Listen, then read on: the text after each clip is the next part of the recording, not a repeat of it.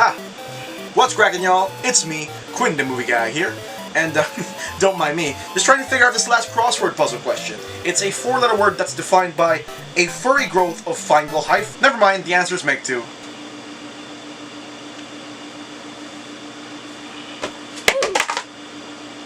Man, I gotta find a different hobby.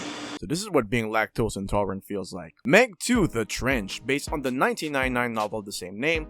The movie is directed by Ben Wheatley and stars Jason Statham. The film follows Jonas Taylor and a group of daring marine researchers on an exploratory dive into the deepest depths of the ocean. Their voyage is immediately spiraled into chaos when a malevolent mining operation threatens their mission and forces them into a high-stakes battle of survival. And all the while, they are pitted against colossal Megs. There's no denying that underneath the bravado of high-budget film franchises, we, the audience, are never safe from the lingering presence that are B-movies. Meanwhile, Meg 2 merely takes on this very role, despite knowing that in the long run, it only exists to serve only a specific group of people. In short, this movie is pretty below average, and that's the nicest way that I could ever put it. Look, I love a good B-movie every now and then. I mean, look at the Fast and Furious franchise. They started out as B-type street racing movies too. Butthole! Whatever the fuck that is. At the end of the day, it's just mindless entertainment that's just meant to be enjoyed alongside a bucket of popcorn with the entire family. And I sort of enjoyed the first Meg movie, and Jason Statham as an actor, even though he's mostly stoic throughout most of his movies, he brings a certain level of charisma that balances out the tension brought about by the plot. But in the case of Meg 2, I just don't find myself giving a shit anymore. First of all, this movie is rated PG-13. You would think that at the very least they would put some semblance of any effort to the scenes that help justify that rating. Because, I don't know, maybe I've just gotten accustomed to the Jaws ideology where you really cannot slap a PG-friendly sticker over a movie about a bloodthirsty shark. More or less in a movie that ultimately sets up a climax that deals with hundreds of people surrounded by open waters. And second of all, this movie tends to lean back into safer territory with boring, mindless subplots that ultimately lead to nowhere. It didn't work in the Jurassic World movies, and it certainly didn't work here in Meg 2. This movie's nearly 2 hours long, and honestly, I already felt like it already stayed its welcome by the time the third act picks up the pace. And then immediately after, I sat up in my chair going,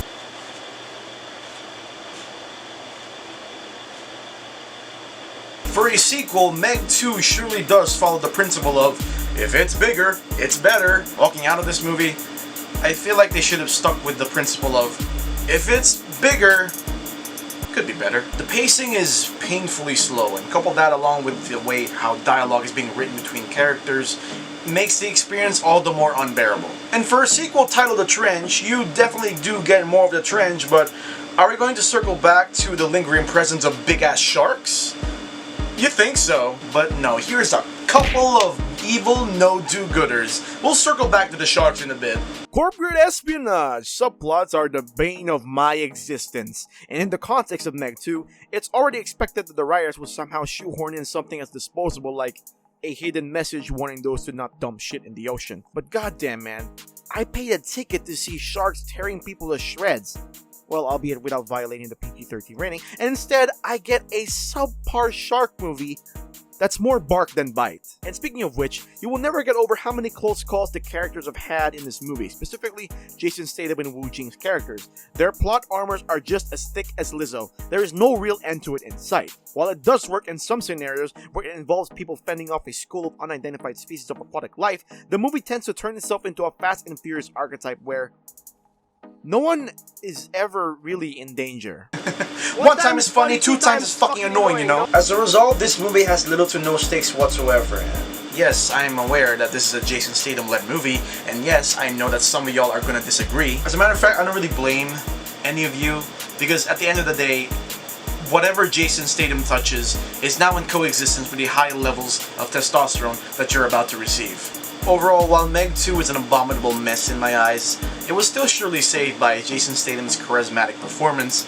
But even so, the movie is plagued with disjointed story elements that ultimately lead to a very rocky conclusion. And speaking of rocky conclusions, we've got to start taking better safe precautions when it comes to deep-sea expeditions. As someone with a severe case of thalassophobia, you couldn't possibly pay me $1 million or perhaps $1 bajillion to trust some rich, pretentious douchebag for underwater traversal. The only rich douchebag that I will trust is Wu Jing's character, and that guy's plot armor is thick if not thicker, than the carbon fiber used for the Titan submersible.